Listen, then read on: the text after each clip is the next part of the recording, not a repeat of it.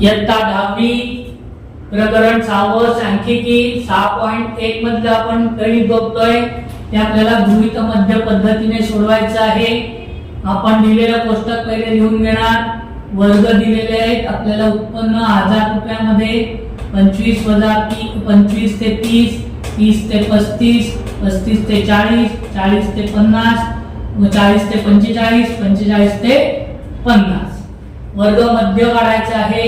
वर्ग मध्यासाठी आपल्याला वरची मर्यादा आणि खालची मर्यादा भागिले 2 भागाकार करून दाखवला. इथे 30 अधिक 25 55, 55 ला 2 ने भागलं. 2 गुणे 4, 5 ने 4 गेले 1, वर्ण घेतले 5 ला, 2 साती 14 वजा 15 मधून 14 गेले उरला 1, वर्ण घेतले 0. म्हणून आपण हे दशांश चिन्ह दिलं आणि 2 पंचे 10. आपलं उत्तर आलं 27.5. 27.5 हा आपला पहिल्याचा वर्गामध्ये आलाय. दुसऱ्याचा 35 अधिक 30 65, तो येतो 32.5. 40 अधिक 30 75, तो येतो 37.5. 45 अधिक 40 85, तो येतो 42.5. 50 अधिक 45 95, तो येतो 37.5. हे आपण वर्ग मध्य काढून घेतलेले आहे. आता याच्यातले जो मध्य जो आहे तो शक्यतो आपण काय करणार, a ची म्हणजे गृहीतकाची किंमत घेणार. 37.5 ही a ची किंमत आहे. आपण काय करणार 27.1 मायनस 37.5 म्हणजे 27.5 वजा 37.5, त्याचं उत्तर येतं 10. पण मोठ्या संख्येचं चिन्ह देतो आपण म्हणून वजा 10. 32.5 मधनं 37.5 वजा केले की उत्तर येतं 5. मोठ्या संख्येचं चिन्ह वजा 5. 37.5 मधनं 37.5 वजा केले उत्तर येतं 0. 42.5 मधनं 37.5 वजा केले की उत्तर येतं 5. 42.5 हे मोठे आहे म्हणून इथे अधिकचं चिन्ह ते नाही दिलं तरी चालतं. 47.5 मधनं 37.5 वजा केले उत्तर आले 10. वारंवारता दिलेली आपल्याला 20 25 15 10 10. मग 20 ने आपण 10 ला गुणलं, अधिक वजाचा गुणाकार वजा 20 गुणिले 10 200 वजा 200. 25 5 25 असे, अधिक वजाचा गुणाकार वजा 125.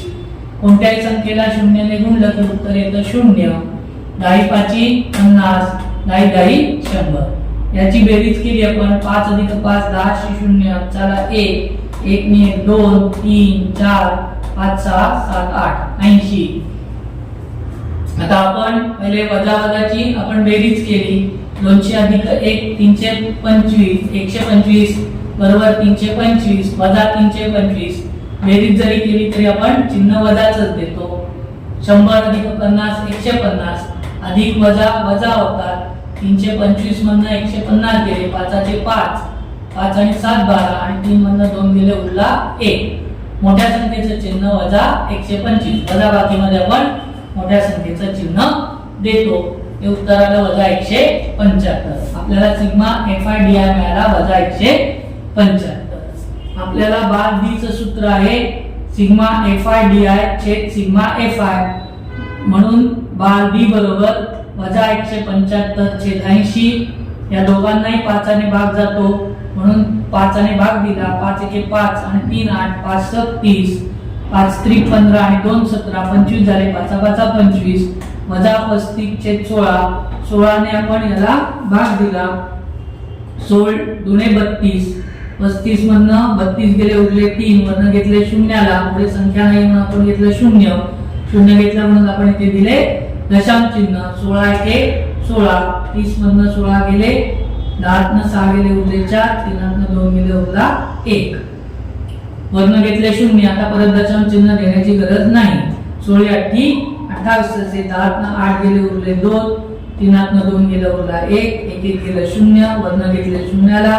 16 7 12 112 उरले 8. 80 झाले. ते पुढे भाग नाही दिला तरी चालेल कारण आपण 2.4 पर्यंतच आपल्याला उत्तर पाहिजे. तिसरं जे स्थान आहे ते काय आहे 5 पेक्षा मोठं आहे म्हणून 8 मध्ये आपण 1 मिळवणार आणि म्हणून उत्तर लिहिताना आपण लिहिणार वजा 2.1 9. हे आपल्याला बार डी. आपल्याला मध्याचं सूत्र दिलेलं आहे ए अधिक बार डी. बार एक्स बरोबर ए अधिक बार डी. म्हणून बार एक्स बरोबर 37,005 अधिक कंसात 2 दशांश चिन्ह 19. बार एक्स बरोबर 37.5 वजा 2.19.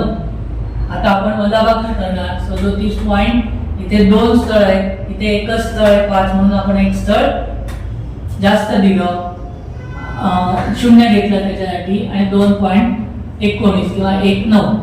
10 न 9 गेले, उरला 1, इथनं आपण 1 घेतला 4, 4 1 दिला उरले 3, 7 न 2 गेले 5, 3 3, 35.31.